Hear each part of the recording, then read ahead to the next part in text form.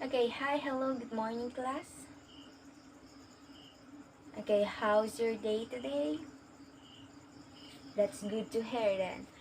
Um, can you please settle down so that we can start our lesson for today? Okay, thank you so much. So, before we start our lesson, um, let's have a recap first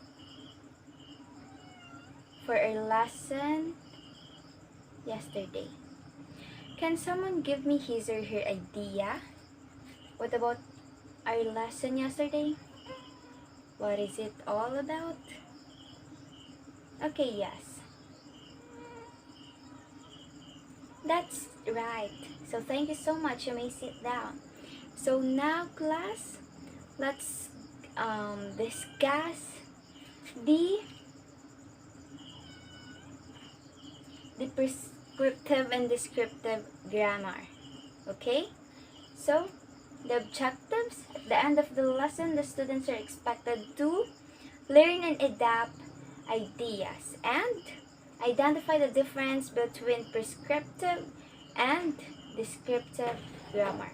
Alright, so language and grammar rules are closely connected, naturally adapt to their circumstances, and often represent their speakers' social identities.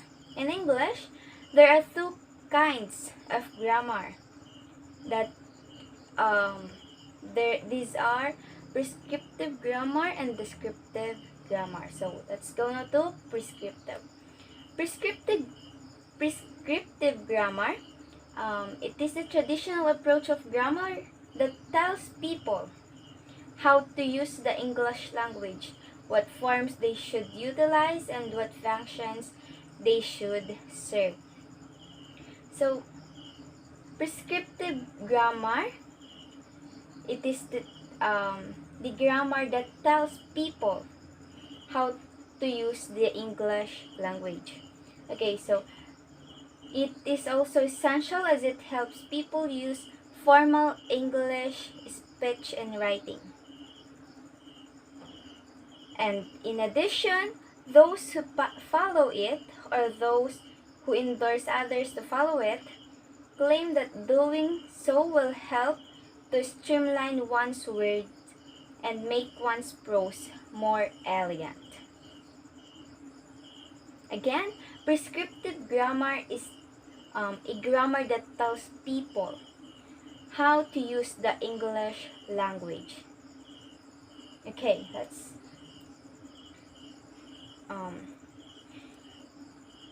prescriptive grammars aim to teach or to provide a common standard of usage. Okay, so let's go now to the examples. In English, less goes with mass nouns. Example, less money. And fewer goes with count nouns. Example, fewer items. Less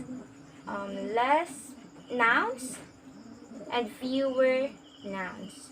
Alright. In English, speakers should not split infinitives. Example, to boldly go. Instead of saying to boldly go, you can write or say to go boldly. Alright. Next, in English, speakers should not use passive voice. Example, the meeting was held by the university. Again, instead of saying the meeting was held by the university, you can write or say the university held the meeting. Last, in English, speakers should avoid phrasal verbs. Example, come over to have some tea.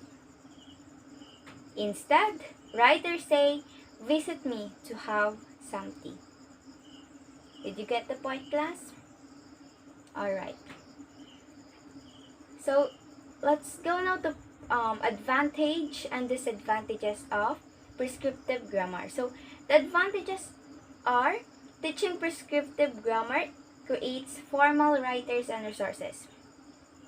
And teaching prescriptive grammar is beneficial for both non-native teachers and learners, as it has definite rules of language that help reduce confusion.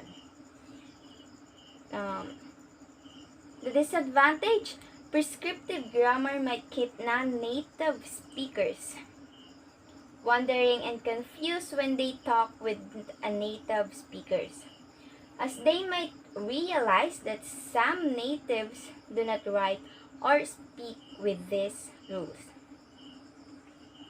Did you get what is prescriptive grammar?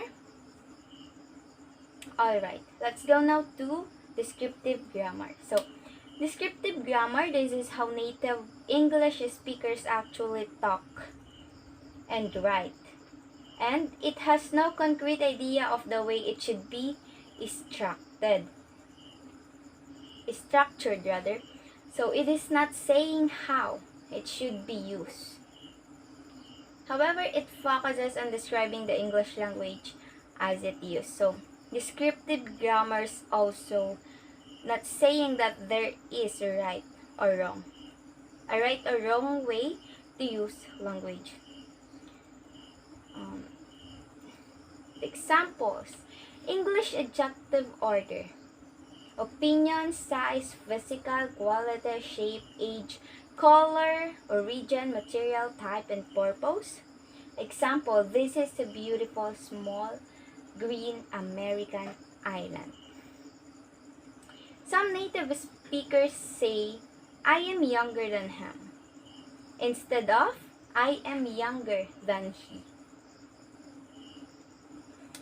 Another, he graduated American University, instead of, he graduated from American University.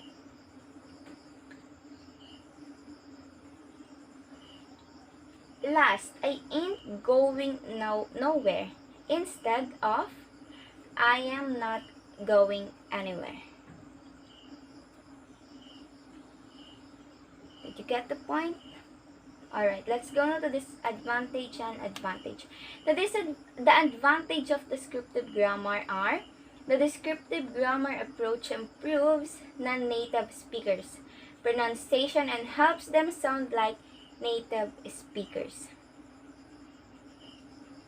Okay, so the descriptive grammar approach helps language learners understand the applied usage of language and communicate better with native speaker.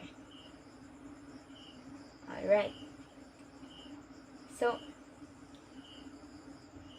as you can see to the examples, I am younger than him. So, the native speakers improve the non-native speakers of I am younger than he. That's the point. The disadvantage: the descriptive grammar approach is sometimes not used in formal settings, such as exams and speech, of course.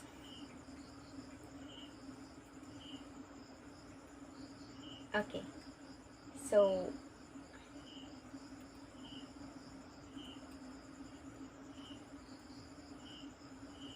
I have here an activity. Using a Venn diagram, compare and contrast perspective and descriptive grammar. I will be giving you 5 minutes to answer. You may start now.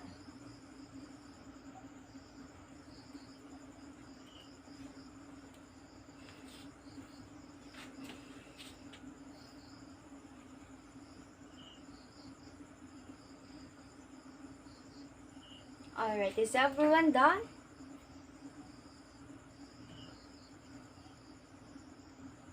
Yes, okay, so the purpose of this activity is for me to know if you really understand the topic about perspective,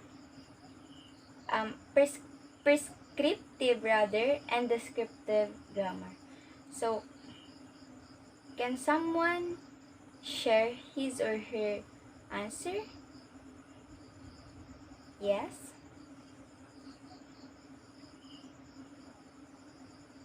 Alright, that's right. Another. Yes. Alright, that's right. Your answers are all correct. So, this, let me give you my idea. Okay, the main difference between descriptive and prescriptive grammar is that the descriptive grammar describes how the language is used, whereas the prescriptive grammar explains how the language should be used by the speakers. So, as you encounter on our examples, you can identify if it is a descriptive or prescriptive grammar, because it simply says here that descriptive grammar describes how the language is used, and prescriptive grammar explains how the language should be used by the speakers. Okay, so their similarities, they are both belong to types of grammar, of course, which with each having rules to govern the language to mean the function in individual ways. Okay, so let's end our discussion. Do you have any question, class? Clarifications?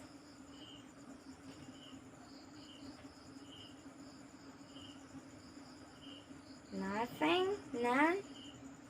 And anymore? Alright, if none, you can keep all your things now. And goodbye, class. Thank you for listening.